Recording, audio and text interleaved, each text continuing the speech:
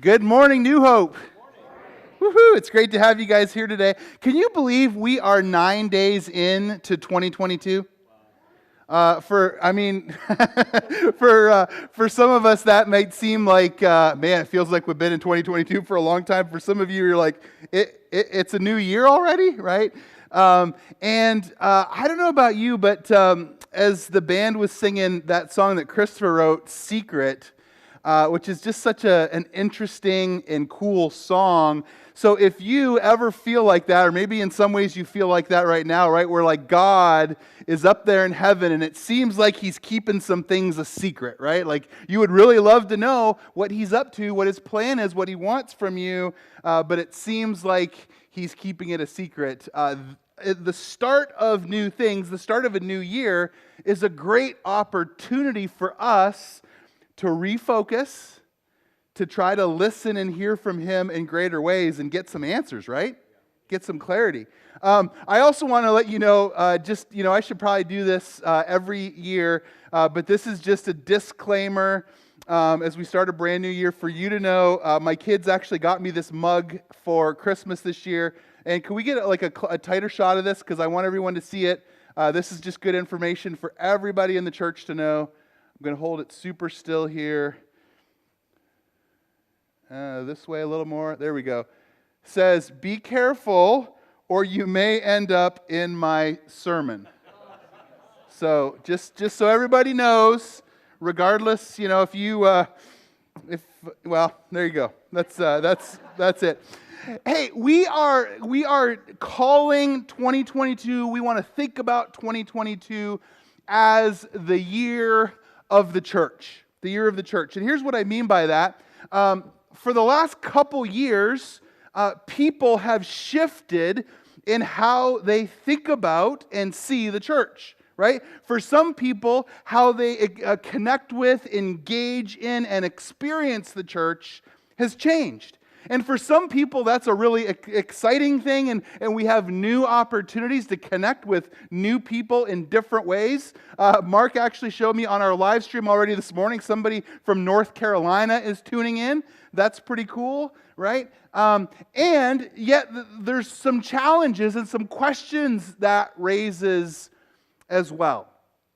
This last week, I was in a meeting that I'm in quarterly. It was a Zoom meeting with pastors from around our region and country. And one of them who pastors a church, a multi-location church in State College, Pennsylvania, Pastor Dan Nold, who's just a great guy, he said something that gripped. He actually said a couple things, and I want to share both of them with you this morning, but we're going to start with this one. He said this as we were just talking about these last couple years in the church and sort of what's happening in each of our regions and locations. And he said this, he said, the most disappointing thing for him about the last 22 months is how easily the church has been divided. Right? Like, we have let politics divide us, and we've let race divide us, and we've let a pandemic divide us, and we've let opinions about masks and vaccines and whatever divide us. It seems like we will let almost anything divide us. And as a pastor, I mean, to me sometimes it's just like stretches my mind to the point where I think sometimes I'm going to hear a pop and it's going to snap, and then you guys will have to visit me in some institution. When I just think about this, right? Like, shouldn't Jesus be the thing that connects us? And shouldn't all that other stuff that everyone disagrees on anyway be significantly less important to all of us? Right? So like those things shouldn't divide us if we're doing a good job of keeping the main thing, and keeping our eyes on Jesus. So we're going to take this opportunity this year and this month to really reflect and refocus, right? We want to really focus on what is the church. And we're going to start by remembering and reminding ourselves about the body that God has called and created us to be here at New Hope. And so we are in this brand new series that we are calling, Hey Google, Tell Me About New Hope. And so it's our series graphic here on stage. We have like a little Google search window. We have New Hope logos up here that look like Google. Listen, Google's not like sponsoring us or paying us any money. We're not getting any ad revenue from Google. In fact, I use Google, but like if I'm going to talk, I always say, "Hey Siri," because I'm kind of an Apple guy. So that's what I say, but kind of the same thing. In this day and age, so many people start with that, right? If they're going to check out a church, they check out a church online. Or they might say, "Hey Google," or "Hey Siri," or "Hey whoever," "Hey Alexa," right? Tell me about New Hope Community Church. The Templemans, Roy, he tells a story about that, how that's how they started connecting with us. They checked us out online before they ever got here in person. People do a search, right? They look into things. Last week, Andy Stair, who connects with us most weeks from Illinois, he lives in Illinois, he actually made a comment on our Facebook live stream and said, "LOL, our Alexa just went off when he said, 'Hey Google, tell me about New Hope.'" I think that's incredible. And hey, if you're watching online or even in the room, don't silence those things, because like I want like Google or whatever to like give these answers, and let me know if this happens. Actually, Camden Stanton, he was watching from home last week, and he texted his mom, who was here, and he said, "Hey, what's the series title?" And she said, "It's Hey Google." And he says, "Oh, well, that makes sense. I'm not even kidding. When Pastor Rob said, 'Hey Google, tell me about New Hope,' our Google said, 'Star Wars, A New Hope.'" Which is so good. Like, it makes you wonder, and I know a lot of people have conspiracy theories about this or like think about this, but like it seems like our devices are always listening to us, right? Like it's kind of scary in some respects, where you have a conversation with your spouse or a kid or a friend about, ladders, and like for the next 2 weeks, every time you open up a window, there's like the little sidebar gives you an ad about ladders on sale at Home Depot or whatever. You're like, how did you know that, right? Like these things are always listening. So it's interesting. So I wonder if Google knows that we did a Star Wars series for Christmas a number of years ago, and that's why poor Camden got that answer. So if yours is going off, like I said, let me know what it told you. And before the end of this series, probably next week, we're actually going to maybe intentionally do, during a message, like ask that, and we'll see what everybody's thing says, and we'll see if like there's different answers. So if you don't have Google on your phone or whatever, Home Depot, nice. Your smartwatch is telling you, yeah, that's just awesome. So last week we started by talking about vision, right? And here's what we said: that vision is a picture of our preferred future. This is what vision is. And in fact, we took it a step further and we said that we have a divinely inspired picture of our preferred future, right? We don't come up with what we want the future to look like. That's something that God plants in our minds and in our hearts together. And so if you're a church or you're just a Christian, hopefully you want your vision, or the vision of the place that you lead or that you're a part of, to come from and or be inspired by God, right? Like you don't want just like some statement. You want a God-inspired vision to be a part of. And then we went from just this general idea of what vision was, this picture of a preferred future, this divinely inspired picture of a preferred future, and then we made it personal. I told you guys the vision of New Hope Community Church is to see our ministry footprint expand to 10,000 and beyond. And we talked about how, like with pre-COVID numbers, we were at 2,500, that mark. And honestly, I'm not sure exactly where we are now, because I don't know how to count the things we see online, right? Like I don't know how to figure that out, because we have people who are like actually tuning in right now that we can see sort of those numbers, and that fluctuates. And then you see how many people like throughout the week watch, and you don't know how many people watch the whole thing or just part of it. Like I don't know how to figure that out, but we're trying to figure it out so we can know that as well. And some of you might be thinking, well, that's kind of a big vision, isn't it, for like a small town and a church in a small town like Loudonville? And I told you guys, like, a vision has to be, from my vantage point anyway, a BHAG, right? It has to be a big, hairy, audacious goal. Because it's not really a vision, or at least much of a vision, if we can do it on our own. If we can see a pathway to get it done. If we don't need or even require God to be successful. And so today, we take the next step, and we're going to talk about mission. Right? So if vision is the divinely inspired picture of our preferred future, then mission is the action plan to accomplish our vision. Make sense? So vision's the picture. Mission, like if you're in the military or whatever and you're going on a mission, like what are we going to do? What's our plan of attack? What's our approach to get this done?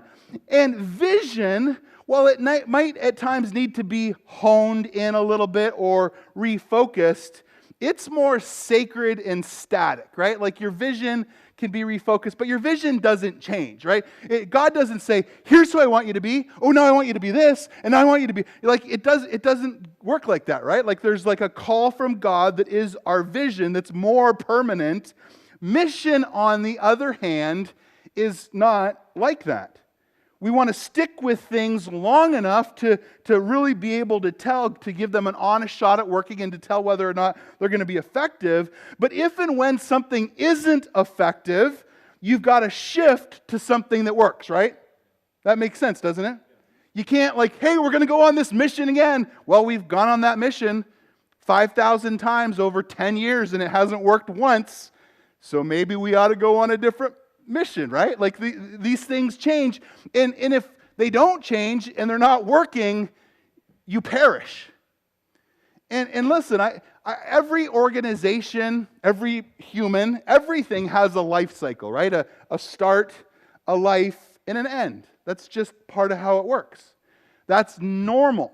And we don't want to hasten our end by having a mission that is ineffective, right? So we want to make sure we always keep our fingers on the pulse of our mission and really evaluate that. So here at New Hope, our mission is this. The mission of New Hope Community Church is to multiply spaces where people can come as they are, encounter Jesus, and leave different. That is our mission. This is what we do. And when we think about the multiply spaces part of that, think about this. So a little over 19 years ago, this church began here in Loudonville. And then a number of years in, there was a campus that started in Worcester. And then after that, there was a campus that launched in Ashland. The Worcester campus and the Ashland campus became autonomous churches in the transition when Charles Hill, the founding pastor, left. And since then, Worcester has planted a church by Northwestern High School. And so that church exists. It's an autonomous church now. There was a church that actually started in China because Charles Hill's parents, Charlie and Mary, went there for work, and they started this kind of underground house church, because that's how you have to do it there, in their little apartment. And even after Bethany and I got here, they were still getting our DVDs kind of weekly and monthly, so that they could use those as sort of the teaching component there. Just really cool to think about that. And then a number of years ago, we actually launched a campus in Millersburg that existed for a few years, and since then, there's another church that now is in that space and running. And think about that. All that has happened in just a little over 19 years, all from what God started in the small town of Loudonville, Ohio. Right? That's pretty cool. Now, so we want to multiply spaces. We have done that. We've multiplied spaces. We want to continue doing that. I'll talk more about that in a second. But then we want to multiply what kind of spaces? Well, spaces where people can come as they are and leave different. Everybody loves that. Well, let's be honest. Everybody loves come as you are. People love that part, right? Right? And we mean that. We mean that. We mean this so much that we've even asked people or encouraged people to leave who have had the mindset or the opinion of, well, I don't really like it when this happens or that happens, or I can't believe those kinds of people or this disrespect or that. No, we are not that kind of church. We're not going to be judgmental. We're not going to be alienating. We're not going to push people away. We say it this way. We don't want to have any stumbling blocks for people being able to come and encounter Jesus except for Jesus. If what Jesus has to say to us is too offensive and we want to leave, so be it. But we don't want us or our space or anything else to be the thing that keeps people from Jesus. Right? So I still remember a family. I love this family. And they said, oh, we come early because we like to prepare our hearts for worship. But we can't stand the crinkling of the paper as people are eating their pretzels and donuts and the of Mountain Dew bottles opening up or whatever. And it's like, listen, there's literally thousands of churches you could go to within a 20-minute drive that won't let you bring in donuts and pretzels and pop, right? You have literally hundreds or thousands of options. There's a few options within an hour that'll let you just bring everything in and spill it all over the floor and we don't care, right? And so we mean this. We really, really mean this. The leave different part, sometimes we like to leave that part out, but it's desperately needed, right? But it's a little more challenging because all of us, me too, right? We take the path of least resistance. So it's like we kind of want to change, we just don't want to go through the process or do the work of changing until it actually becomes more of the path of least resistance. And so the key here is that we encounter Jesus. That we have an encounter with the living God. And I've told you guys this consistently over the years. I have nothing to offer you that will change your lives. Nothing. In fact, sometimes it feels miraculous that I keep my own life on the tracks. Anybody with me in this? You're not. I don't mean point a finger at me. I'm talking about you too, right? But it's Jesus. It's Jesus. It's an encounter with Jesus. It's being connected with Jesus. It's knowing Jesus as Lord and Savior of our life that changes us from the inside out now and forever. Right? We've got to create not just sort of fun spaces or inviting spaces. That's good. But we have to create spaces that help people get to and that always point to and lead to Jesus. So let me give you sort of the context. Acts chapter 2, verses 42 through 47, that begins like this. It says, they devoted themselves to the apostles' teaching and to fellowship, to the breaking of bread and to prayer. Everyone, right? This pervasive sense was filled with awe at the many wonders and signs performed by the apostles. All of the believers were together and had everything in common. They even sold property and possessions to give to anyone who had need. And then here are the next two verses, which are our series verses for this month, and really the overarching verses that we want to think about and plant in our minds and our hearts for this whole year, right? The year of the church, 2022. Acts 2, 46 and 47 say this, every day they continued to meet together in the temple courts. They broke bread in their homes and ate together with glad and sincere hearts, praising God and enjoying the favor of all the people. And then here's the best part, right? And the Lord added to their number daily those who were being saved. If you are here today, or you are watching online today or at some other point, and you missed last week, you didn't catch the first week of the series, please go online to our website, newhope.rocks, and check it out, because that week and really this entire month is foundational for this whole year. And last week we talked about these 5 essential connections, but really the big idea was that us being together and being connected with one another consistently and being connected with God really are the keys. Hebrews 10:25 tells us this, right? Do not give up meeting together as some are in the habit of doing, but encourage one another, and do this all the more as you see the day approaching. So the closer we get to Jesus' return, the more we need to prioritize being connected with each other to encourage one another, right? Like this is super important. And when we have a strong connection with God and with each other, then today's title and topic kind of come into reach for us. We can actually grasp it. And so as we think about mission, I want to talk to you just for a few minutes about mission possible. Right? Mission possible. Here, I know like mission impossible sounds really cool, but the truth is this, right? Nobody wants to be a part of something that isn't going to happen. Right? Nobody wants to be a part of an impossible mission that really can't happen and won't happen. That's no fun. But we sometimes go too far the other direction, right? Like many times in the church, we don't have a great grasp on what is being asked of us or what is actually required of each of us in order for us to really get the job done, in order for us to accomplish the mission. So I want to break the mission here at New Hope Community Church down into 5 things we can all grasp. And so we can sort of think about them, we can engage in them, we can remember them. And if you've ever been to a New to New Hope that we do at the start of every single month, you have seen this image. Check this image out. So we got a picture here, and it's really our mission, our strategy, our discipleship process to help someone go from being totally disconnected to becoming a fully devoted follower of Jesus, to being a disciple. And so this is what we do. And there's lots of great ideas, right? There's lots of great things that churches do or have done or will do, and that's fine. So there's a lot of awesome things that churches will focus on.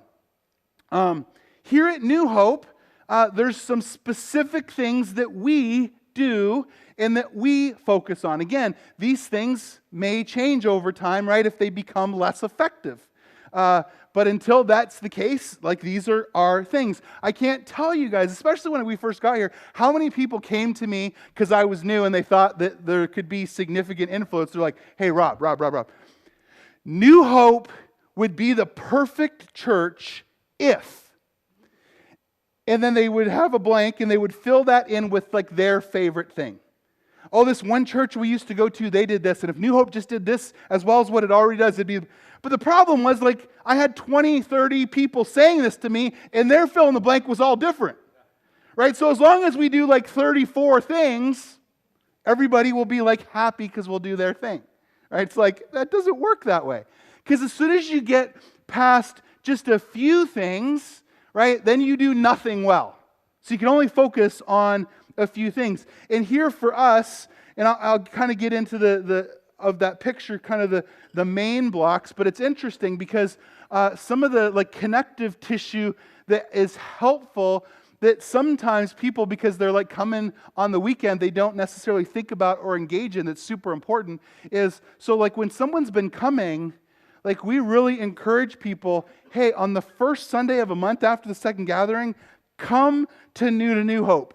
Because we talk about who we are and what we do and why we do what we do, which is actually kind of what we're doing this month. So if you've never been to a New Hope, make it every week this month or catch these on the live stream or online because you will kind of get all that information. That's really important, right? So like you want to make sure you know who we are, what we do, and why we do what we do. And then we tell people like, hey, we don't just want you to show up on the weekends. We want you to be connected with other people in real relationships. And so quarterly, we offer a thing called Starting Point, which is a 10-week small group that walks through the foundations of the Christian faith. So we cover the foundations of faith, but it also gives people a short-term opportunity to connect in relationship with other people. So like Starting Point is good for 2 reasons, right?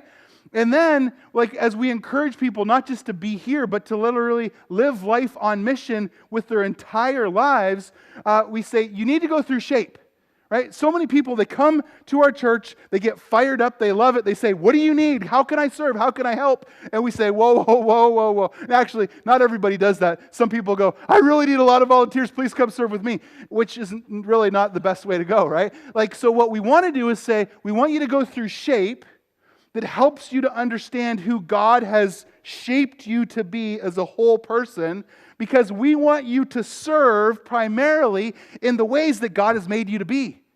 Because if you do that, you'll want to do it for a long time, and it'll be the biggest blessing to the church, right? If I said, I just want to sing, and they gave me a microphone and let me do that, it wouldn't be like something I would want to do for very long, because I wouldn't want to see like those kind of horrific looks on your face, and then you guys would all leave. It wouldn't be good, right? So again, 5 things that are the major building blocks of our mission. I just want to hit these quickly. So here's the first one. The first one is our gathering, right? Our gathering.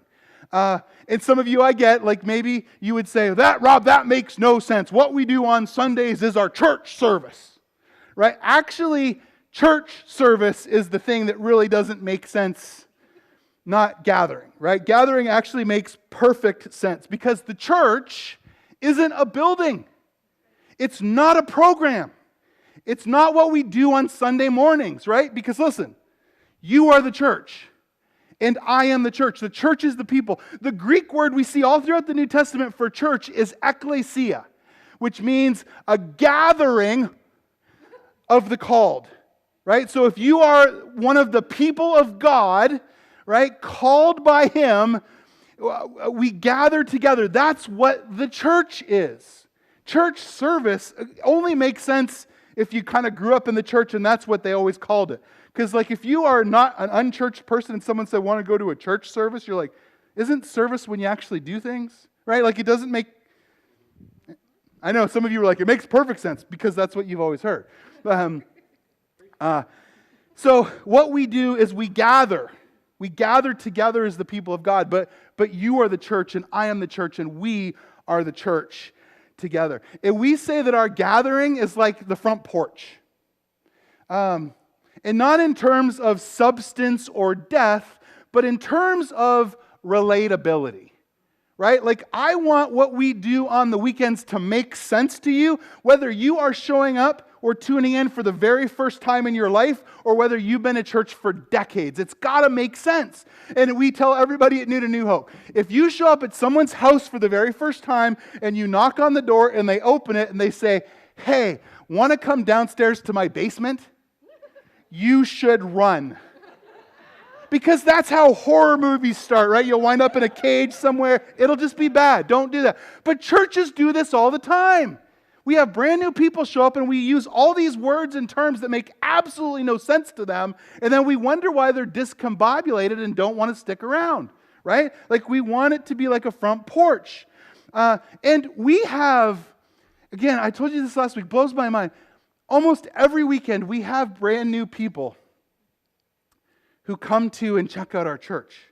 After almost 2 decades, brand new people every week. And as long as that's true, we're going to keep putting the time and the energy we do into our weekend gatherings as part of our mission. And let me say one more thing about our gatherings before I go to the next one. So one of the things, and typically these are sort of non-New Hope people that say this, like, so one of the questions we get or you know, whatever is, well, I would go to that church, but man, I tell you what, I just can't stand the noise. I can't stand how loud. Mark's like, what? I can't stand the volume. It's just way too loud, right? And can I just tell you, like, this is important for us to understand.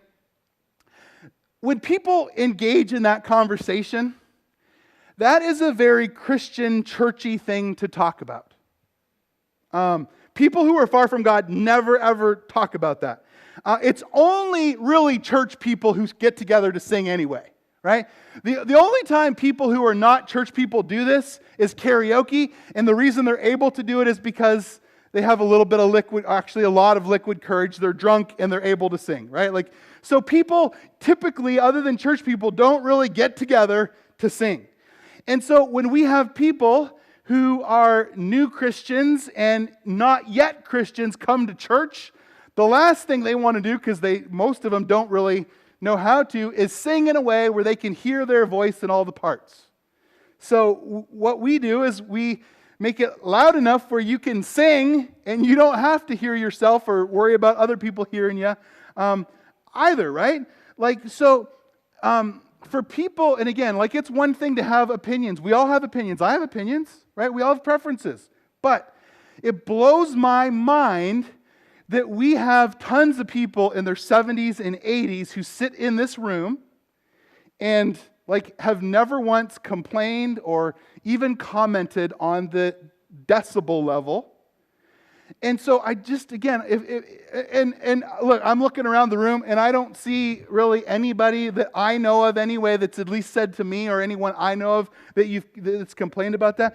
When people talk about that and keep talking about that, to me, it means, it sort of says, we are thinking more about our preferences and we have missed the mission.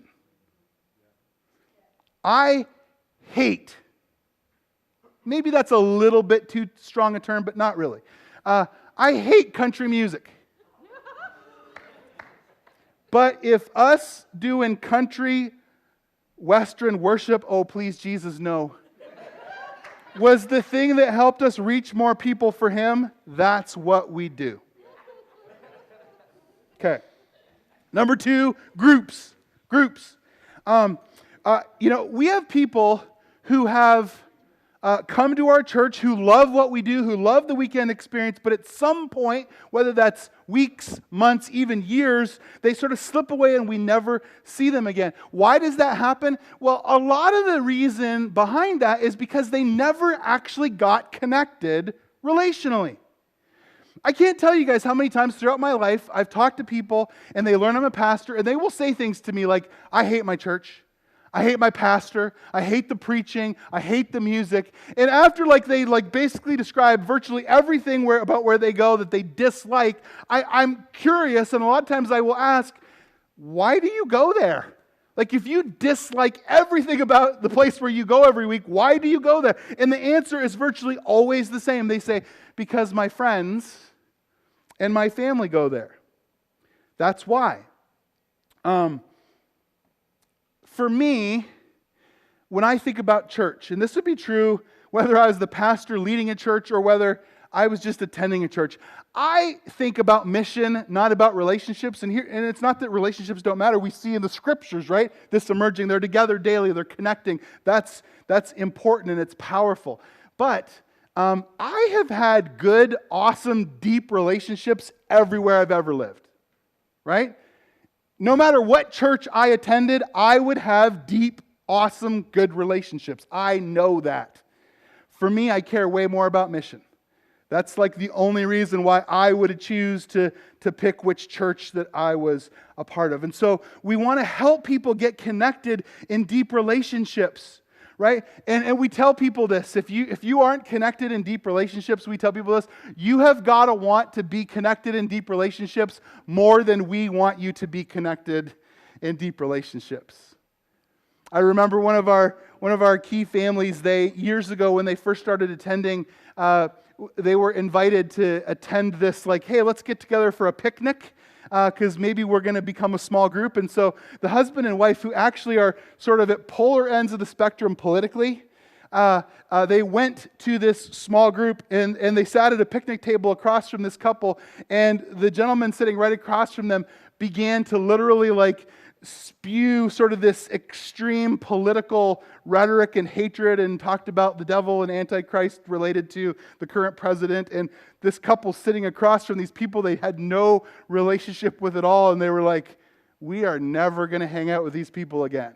Right? And that's the truth. Can we just all be honest? You guys know this. I know this. You hang out with people, sometimes that doesn't work out very well. Because we're weird. All of us. Right? It just sort of happens. And so thankfully that couple kept trying and they got in part of a small group and it was great. In a church like New Hope, we tell people this. Our church is too big for me or the staff to show up to every single thing, to every hospital visit, whatever. I've sort of jokingly said over the years, if I show up to a hospital visit, you might want to worry a little bit more because you might be nearing your end. But I tell you what, I have loved times throughout this last decade when I show up at a hospital and there's like a whole small group sitting in the waiting room praying and just sort of being present and supportive. So we've got to get connected with other people. And we can do this in all kinds of ways.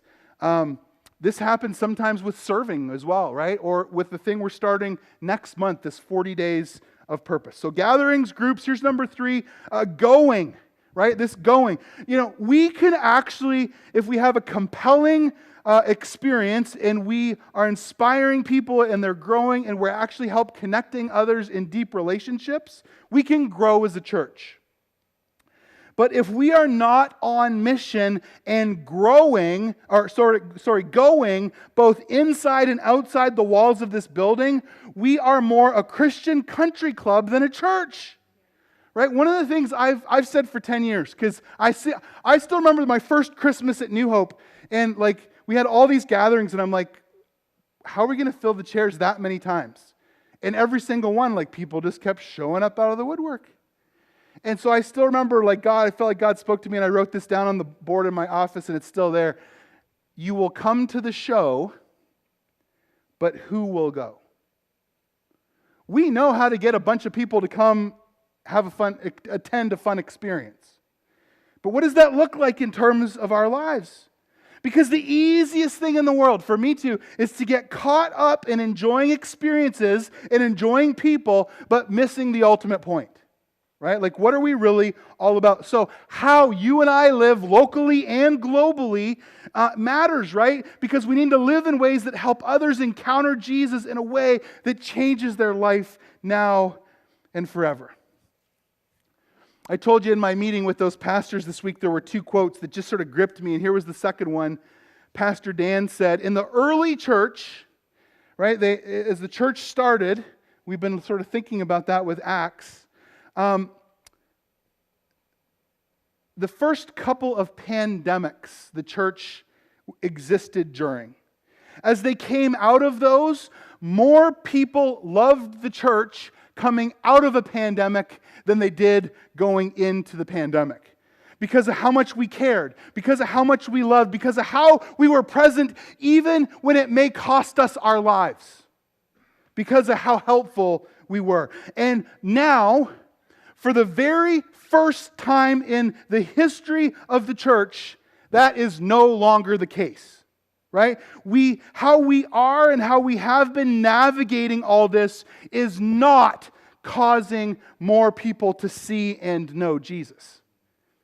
And as I heard this group of pastors who are wise and who I respect deeply say this, I literally felt pain in my heart. These words rang true, not just in my mind, but in my soul as well, right? Because we, in all this, in all of our thoughts and opinions, have missed the mission. We've puffed out our chests, demanding our rights and our freedoms, when our leader and our Lord did something drastically different. Right? We say we follow Jesus, but we act nothing at all like Jesus. Philippians 2. It's just been in my mind all week since I heard this, right? That Jesus, who being in very nature God, did not consider equality with God something to be grasped. But Jesus, again, our leader and our Lord, He humbled Himself, even to the point of death and death on a cross. He became a slave for the mission, a servant of the mission. This is who our Lord is. This is what we are called to, not the ways we have been behaving. Here's number 4. Number 4, I just want to say, is I call the big picture. Because some of you might be thinking, okay, Rob, so if I do those first 3, right? If I attend a weekly gathering, if I connect deeply in a small group, and I even live on mission, how's that going to get us to the point of multiplying spaces until our influence is 10,000 plus? How does that even make sense? Well, let me give you the big picture. We are going to plant 5 healthy churches every 10 years. We're going to do this. And you might think, 10 churches or 5 churches every, how would we do that? Well, actually, the Apostle Paul, directly or indirectly, planted between 14 and 20 churches in the sort of 28-year span that the book of Acts was in existence with his missionary journeys. And let me say this is what building together is really all about. It's why it matters. We've been talking the last couple months about how close we are to paying off our mortgage, right? We have just a tick over $30,000 left to get to zero. And as we get to zero, we want to hire a church planter in residence. We want to do this every 2 years. Somebody who is with us on our team, on our staff for a year, who kind of, gets to know us and serves here and gets just sort of immersed in our DNA. And then that second year, we want to continue paying them, but we want to 75% of the time deploy them regionally to wherever that they have felt God is calling them to start a new church. And we want them to build their core team without worrying. I've planted churches. I know how this feels. When you have money given, even significant amounts of money, but you don't have any people yet, and every 2 weeks you get a paycheck or you have to buy chairs or equipment or a computer, and you see like your bank account drop and drop. Like you just have this stress and pressure that causes churches to start that aren't really healthy. But if we can cover that for a couple years so that every penny that's given or raised goes into the bank and grows until that church is launched, I just think we can actually plant 5 healthy churches every 10 years. And after those 2 years, we do it again and again and again. I would love for us to have our first church planter in residence here by the end of 2022. So that's kind of the big picture. Listen, we can't build a big enough building in our small town to get our vision done all by ourselves. But we can if we have a growing family of churches all working toward that goal together. Amen? All right, here's the last thing, number 5. And this is what I call the small picture. Right? So we have the big picture and the small picture. And by the small picture, I don't mean any less significant. I just mean, when we think of the small picture, what are the basic building blocks? And the answer to that is this. The basic building blocks are you and me. We can't be the kinds of people who love what we do and how we serve at the church, and we just want to keep doing it all by ourselves and keep it all to ourselves, and we just want to stay that way till we die. We can't do that.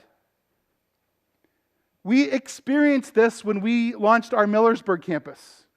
And for a few years, we burned out and killed a bunch of our team members because they did everything here and everything there. And we hadn't multiplied well enough individually to be able to multiply organizationally in a successful way. Listen, we can't multiply as a church if we're not multiplying individually.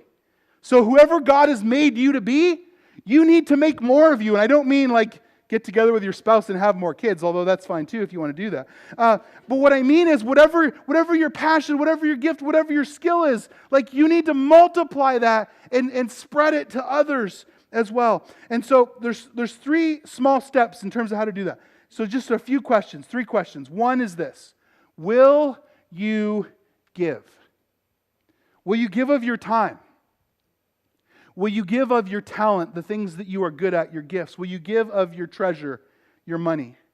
Will you do all 3? Will you consistently have skin in the game, helping advance the mission of God here at New Hope? See, we always need more volunteers, literally everywhere. You can go to the hub anytime and if you see all the areas or go through Shape. We would love to connect you. We always need resources and more resources, right? Because here's the cool thing.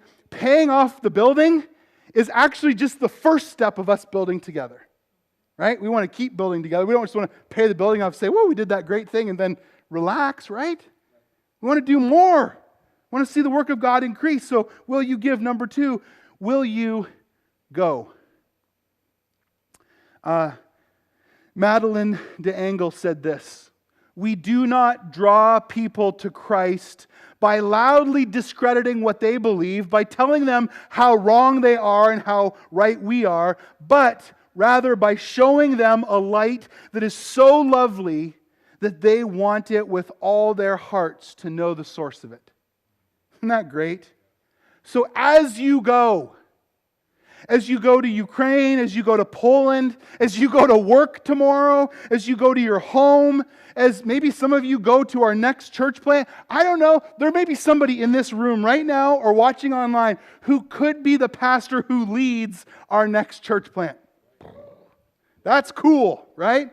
As you go, right, will you go like this, just sort of giving off such a lovely, beautiful light of God that others will long to know its source?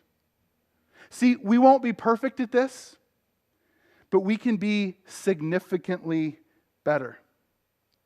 I love how poet Mary Oliver says this. She says, "Tell me, what is it you plan to do with your one wild, precious life?" Hopefully, a big part of that is being on mission and going for God. Because as author Greg McEwen says, if you don't prioritize your life, somebody else will. Right? If you don't say, I'm going to do this, you don't purpose how you're going to live, somebody else will do that for you. Here's the last question. Will you engage?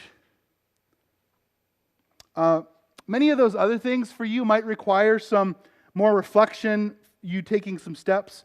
But I'm wondering if we would just make available who we already are to be used on mission by God here at New Hope. And let me say this way. If you are watching online, the two easiest ways for you to participate in what we're going to do as we close today will be on Facebook at the top of the chat. There's a link you can click on, or you can go to our website, newhope.rocks, and you can click on the link at our website. For those of you in the room, you came in and there's these little cards on your chair. We did this years ago as part of a program we were launching, and we had about 10% of our church go through this. And so we decided, instead of giving this to you and saying, hey, take this with you and bring it back next week, listen, even me, we had the best of intentions, and it ends up sitting somewhere and getting lost, and we never do it, right? We had about 10% response. So instead, we're going to do it right now. Right? And we're going to have some music playing, and the band's even going to sing a little bit, but it's going to be awesome. And it's really simple. I don't want you to overthink this. You don't have to take it with you and say, I'm going to do it at some point in the future, or I'll spend time this week. Listen, the first question is this. I love to. What do you love to do? You might be like, I don't have any spiritual stuff. I just love to play golf. Awesome. That's great. If you love to play golf and we have a golfer who just needs somebody to invest in and pour, you can do that. Actually, I would do that too because I love golf. But so what do you love? The next question, I prefer to work with things, people, programs, information, other. Listen, if you are not a people, right? And you are awkward and hate people, we don't want to connect you with a person. Maybe you're better with a program or a project. Help us know. I most enjoy working with. There's different ages and kinds of people. Let us know that. My skills include, listen, stats show that everybody has between 500 and 700 skills and abilities. What are some things that are just skills you have? I'm good at building. I'm good at, write some of those down. The days and times I'm most available. Help us to know how to utilize you more effectively. If you flip over to the other side, again, these are really quick. What skills have I learned, or special trainings have I had? You know what? I have been a coach and coached pastors and church planners for 20 years now. I actually just went through a training on how to help people with productivity. I'm not good at productivity myself, but I can train other people on how to do it. So what classes, trainings, things like that have you had? This is a big one. What painful experiences have I had? What kinds of things have you survived that, man, maybe at some point you could journey alongside someone else and really help them? And we will, trust me, there will be very few people who see this, and we will ask you permission before we share it, but this is huge and God wants to use it. And then lastly, what experiences or connections do I have that may be helpful to someone else. We learned just this week somebody was struggling with some medical billing stuff, and we didn't know this. Somebody as part of our congregation used to actually do that as part of their job. So we were able to try to connect those people. What experience have you had? And then most importantly, your name, address, ways to contact you is key, because if you give us all this information but we don't know who you are, we can't use this. I still remember, gosh, it's been a long time ago, someone sitting in my office weeping because they'd been unfaithful. And it was powerful not only to see how God connected us relationally, but how God began restoring that relationship and strengthening it. And I still remember years later sitting in my office with somebody else who had just been unfaithful. And I texted this other person and said, could you come to my office right now? And they literally drove from their home to the church and joined that meeting. And it was powerful to see how God had used someone's past hurt. Something bad enough that most of us want to hide it and not let anybody else even know. But isn't it cool how when we are on mission together and let God network us with one another, how He can use even the worst things in our life to transform others and help them see Jesus? Church, we're gonna just hear some music, and the band's gonna sing over us. Let's spend a few minutes filling these out, dropping them in the tall red box on your way out. But don't just leave when you're done, because I got one more thing to say as we wrap up. Let's lean in and get this done.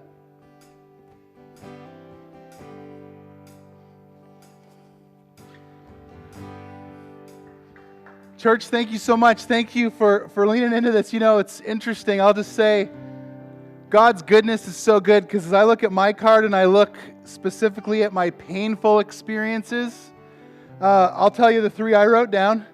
I had a job. We planted a church in Michigan, and we never had enough resources. And I remember multiple years missing multiple paychecks. And that was like hard. It gives me all sorts of understanding and ways to connect with people who are struggling financially. Bethany and I, when we moved here, we bought a house for $200,000 in Michigan, as a beautiful townhouse. We bought it like literally a month before the market crashed. And when we moved here, it was worth about $90,000. And we had to do a deed in lieu of foreclosure, and it crushed our credit for years. I tell you what, that has given us all sorts of things. And then the other one I wrote down was, and Bethany's going to get these so she'll understand. I just wrote, my wife hated me. Year 10 to 15 in our marriage was tough. I have all sorts of good things and trainings and gifts and skills, but it's amazing how good God is, that He has redeemed and got us through difficult things. And He's used those to change people's lives more than all the good stuff added up. So I hope that encourages you. Let me leave you with this one thought. On our own, we will fail. Every time. But together and with God, this mission is possible.